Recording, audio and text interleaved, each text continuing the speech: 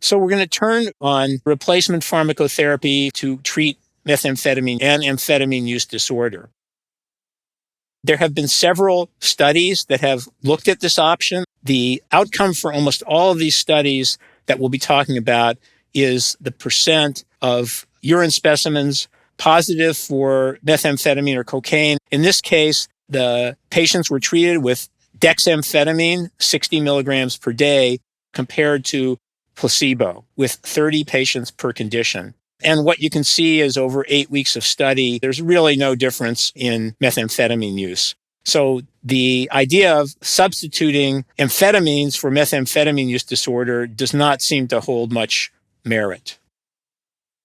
I want to take just a sidestep for a moment to mention more about attention deficit hyperactivity disorder.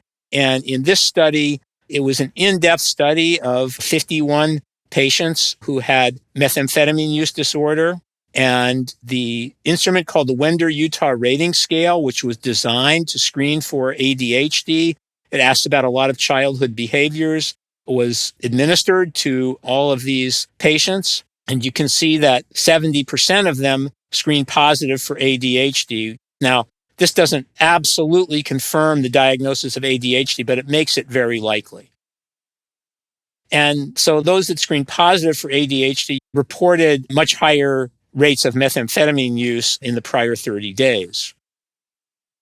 So we know that these two disorders travel together and can influence each other. And it's relevant because of the idea of using stimulant treatment for stimulant use disorder.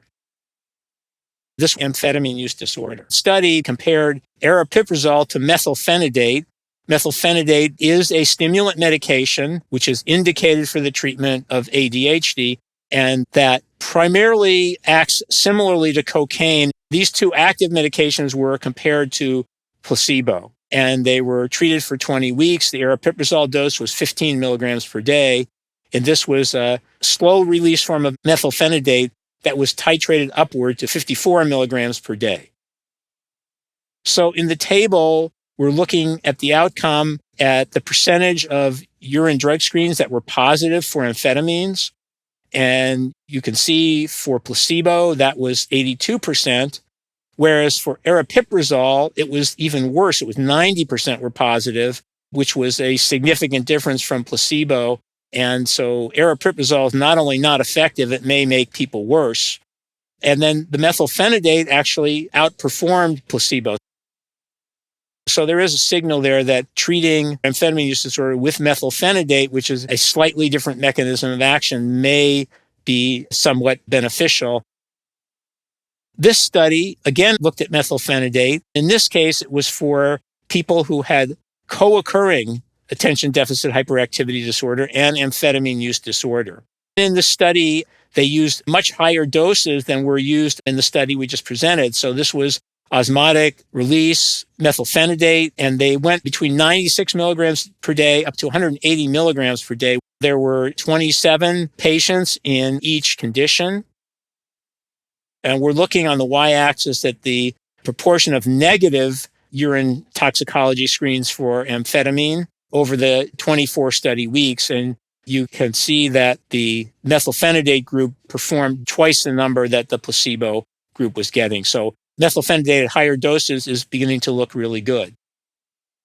Here's one more methamphetamine use disorder study on methylphenidate that did not really look at whether people had attention deficit hyperactivity disorder or not. So there were 28 people in each condition.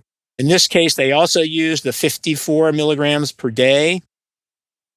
Now we're looking at percent positive urine drug screen. The black bars represent the methylphenidate group. The gray bars represent placebo.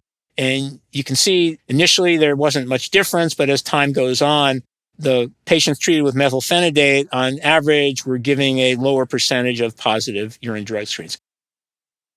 So we have sufficient data now to suggest that methylphenidate may be a very useful treatment for methamphetamine use disorder, and we will need larger, multi-site, really well-performed randomized trials to confirm that, because you see these studies are small studies. But in the meantime, it's something worth considering as an off-label treatment if nothing else is working.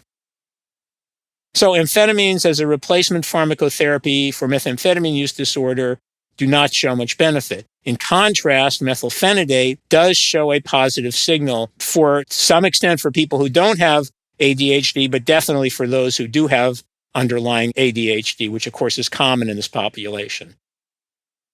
And we need to study methylphenidate further and much larger studies before we could ever say that's your go-to medication for methamphetamine use disorder, but there's certainly some promise there.